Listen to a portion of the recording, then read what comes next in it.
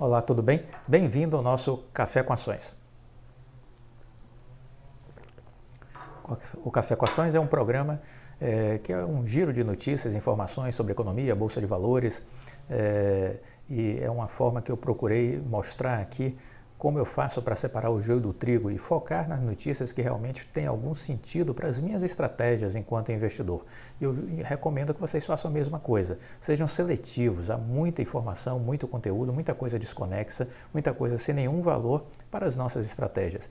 E a gente precisa ser focado, concentrar naquilo que realmente possa fazer alguma diferença para os nossos investimentos. Fazemos isso sempre acompanhado de um excelente café especial. Muito bem, começamos o nosso giro de hoje dizendo que o governo Biden afirmou que o acordo sobre o plano de infraestrutura foi alcançado. Joe Biden disse que temos finalmente um acordo, depois de se reunir com membros do chamado Grupo dos 21, uma notícia que saiu na Reuters. O presidente dos Estados Unidos, Joe Biden, na semana passada, na quinta-feira, ao sair de uma reunião com um grupo bipartidário de senadores, declarou que havia um acordo alcançado sobre o plano de gastos do governo americano com infraestrutura. Temos um acordo, disse ele, e isso envolve tanto os partidos democrata como republicano, né? Outra informação do presidente do Banco Central do Brasil: juros terão de subir mais do que o previsto, indica Campos Neto. A notícia saiu na Reuters. O Banco Central precisará adotar uma política de juros mais restritiva do que previsto inicialmente para garantir o cumprimento da meta de inflação em 2022. Em entrevista coletiva, na quinta-feira passada, ele declarou que o balanço de riscos do Copom, que é o Comitê de Política Monetária, para a inflação é assimétrico, ou seja, os riscos de que a inflação fique acima do projetado no próximo ano são maiores do que os riscos de baixa.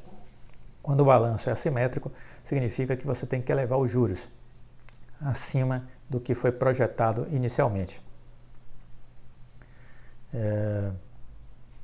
As projeções do relatório Focus, incorporadas no cenário base do BC, apontam uma Selic de 6,25% no final desse ano e de 6,50% no fim de 2022. Campos Neto afirmou que a taxa real de juros está atualmente em 3%.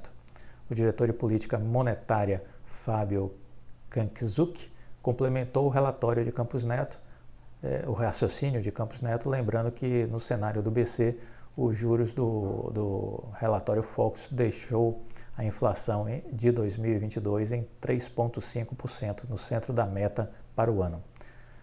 Como há uma assimetria no balanço de riscos, isso significa que você tem que mirar uma inflação um pouco mais abaixo. Tem uma gordurinha por causa da assimetria. Você tem que praticar uma política monetária menos estimulativa do que os juros. Então temos aí a sinalização de que caminho o Banco Central vai seguir, né? Outra informação sobre o dólar, né? Bancos internacionais estão vendo o dólar a 4,50. Esse foi o cenário que foi divulgado recentemente por alguns bancos estrangeiros. Os principais bancos globais estão apostando em uma valorização do real ainda mais acentuada nos próximos meses e consideram que a cotação do dólar deve caminhar para 4,50 num cenário conservador, certo? Em suas previsões, o Brasil caminha para ter o melhor resultado nas contas externas, o que favorece a apreciação do real frente às principais moedas globais. Em um novo relatório divulgado na quinta-feira passada, o Instituto Internacional de Finanças, que reúne 450 bancos e fundos de investimentos de 70 países, sustenta que a valorização das commodities exportadas pelo Brasil é de tal proporção que afasta inclusive o temor de descontrole das contas públicas. Nesse cenário, o governo também tende a arrecadar mais com a atividade em geral e os negócios de exportadores. O Instituto afirma que as diferentes narrativas vinham empurrando o real para baixo até recentemente e que estamos céticos em relação a essas narrativas. O aumento dos preços das commodities, desde o anúncio das vacinas contra a Covid, foi considerável, elevando substancialmente os termos de troca a favor do Brasil. Como resultado, qualquer prêmio de risco relacionado ao estímulo fiscal teria que ser irrealisticamente grande para justificar os níveis atuais de valorização do real brasileiro. Vemos como conservador um valor de R$ 4,50 na paridade do real com o dólar. Diz o Instituto, sugerindo que a moeda pode ser até cotada abaixo disso. Há alguns bancos fazendo aí uma projeção do dólar a 4,30, um pouco abaixo desses 4,50. Então temos aí vamos dizer assim, um cenário do que esperar com relação ao dólar nos próximos meses. Vale dizer que isso é uma informação muito positiva para a Oi. A gente sempre acompanha, faz o estudo da Oi, e o que é que a gente sabe? A gente sabe que 66%, 67% da dívida da Oi está exposta ao câmbio, seja em dólar, seja em euro. Então, a queda do dólar ajuda a redução do endividamento da Oi.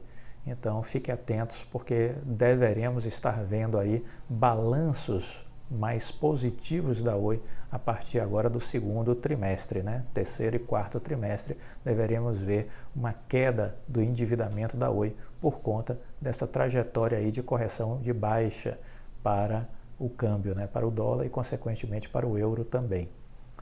Bom, uma outra notícia que a gente queria dar era sobre o Pix. O Pix vai ganhando força, falamos ontem, né, sobre isso, que o Pix ganhou, virou uma paixão nacional, os brasileiros estão usando muito, já superou as transações de TED, né, e pela forma simples e por ser mais barato.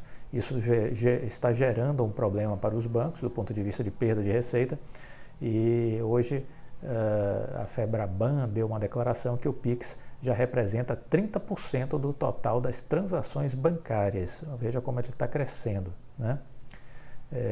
O Pix, meio de pagamento instantâneo, criado pelo Banco Central e lançado em 16 de novembro de 2020, vem ganhando uma popularidade rápida. O estudo da Federação Brasileira dos Bancos, a Febraban, em parceria com a consultoria americana Deloitte, disse que o Pix já representa 30% do total de transações bancárias feitas por pessoas físicas e jurídicas em março desse ano. Em novembro, o meio de pagamento representava 7% do total. Então veja como está crescendo rápido. Em novembro, 7% e agora 30%. O recorte da pesquisa considerou o período de novembro a março, então já deve estar mais à frente ainda. Além disso, o Pix também ultrapassou em março o total de transações bancárias feitas com TED e DOC, que ficaram no patamar de 19%, uma queda de 14% na comparação com a observada em novembro. E isso é importante porque isso, de alguma forma, gera um impacto na questão da receita dos bancos, né? Então, os bancos não estão passando por um bom momento. As agências estão perdendo espaço. Como uma espécie de reflexo do sucesso do Pix, o desempenho das agências também vem piorando. Mas isso vem acontecendo já há alguns anos. Desde 2016, a fatia das agências nas transações bancárias vem caindo de 9% em 2016 para 3% em 2020. Então, esses recursos de mobilidade, né, de transações por internet, vem crescendo cada vez mais, e a gente vê aí um cenário de futuro de fechamento de cada vez mais de agências bancárias. Eu me arrisco a dizer que vai chegar o momento em que a agência bancária vai ser quase que um ser em extinção, vamos dizer assim. A tendência vai ser cada vez mais essas transações virtuais, e a agência bancária deve reduzir muito em sua quantidade e sua presença na estrutura dos bancos, que vão caminhar cada vez mais para essa digitalização. Esse é o sucesso dos bancos, né, que estão envolvidos com essa face aí de tecnologia, né?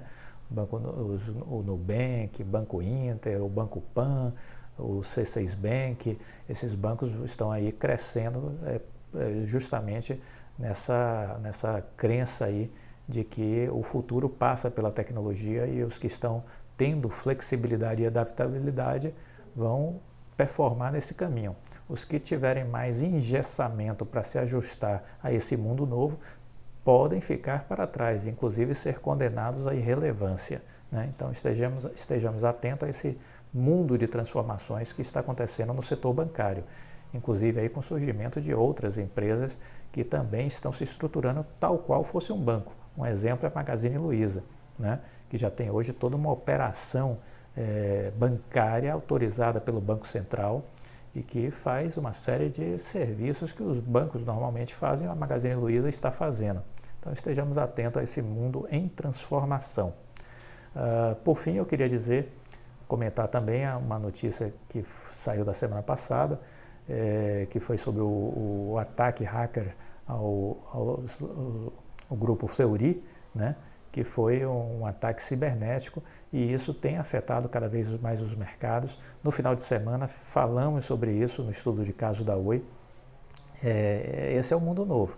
Então o grupo de medicina Fleury, ele tinha sofrido um ataque na terça-feira passada, cibernético, que deixou seus sistemas indisponíveis, prejudicando as suas operações, os seus laboratórios e esse é o novo mundo que a gente está vivendo. Já tivemos aí esse ano alguns ataques que foram bem noticiados, como no JBS, né? A fábrica da JBS nos Estados Unidos e na Austrália foram afetadas. Teve uma empresa na área do petróleo, né? Colonial Pipeline, que também teve os seus oleodutos bloqueados por uma invasão de hackers. E isso tem ganhado cada vez mais velocidade e escala.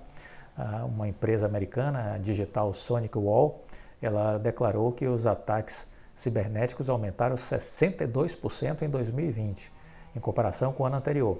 E o Brasil está em 9º lugar com o maior registro desses ataques em 2020.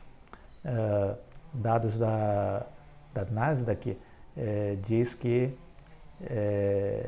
as soluções de segurança cibernética precisam ser trabalhadas cada vez mais e isso é um caminho que as empresas precisarão percorrer para garantir o funcionamento de suas operações e assim como a segurança para os seus clientes. O Brasil sofreu mais de 3,2 bilhões de tentativas de ataques cibernéticos só no primeiro trimestre de 2021. Só no primeiro trimestre de 2021, o Brasil sofreu mais de 3,2 bilhões de tentativas de ataque cibernético. O país já lidera o ranking da América Latina e contabilizou um total de 7 bilhões de tentativas durante esse período. Então estejamos atentos, porque isso é a nova realidade do mundo. E por outro lado, de novo, a Oi está se consolidando exatamente nessa área. A área de tecnologia da Oi está muito voltada para esses aspectos de cibersegurança, para criar camadas de segurança para o meio empresarial, corporativo. Então, está aí diante de uma oportunidade, né, de desenvolver cada vez mais sua expertise, consultoria, produtos e serviços e oferecer para as empresas. A Oi está no lugar certo, na hora certa. Esse é o DNA que o Rodrigo Abreu trouxe com ele quando assumiu a presidência da Oi. Ele foi presidente do gigante de tecnologia, a Cisco, norte-americana, e traz com ele essa paixão pela tecnologia. Então toda a história do Rodrigo Abreu é muito associada a esse segmento. E essa é a grande transformação. O pessoal ainda insiste em dizer que a Oi é uma empresa de telecom. Não, ela não é mais uma empresa de telecom. A empresa de telecom morreu. Acabou.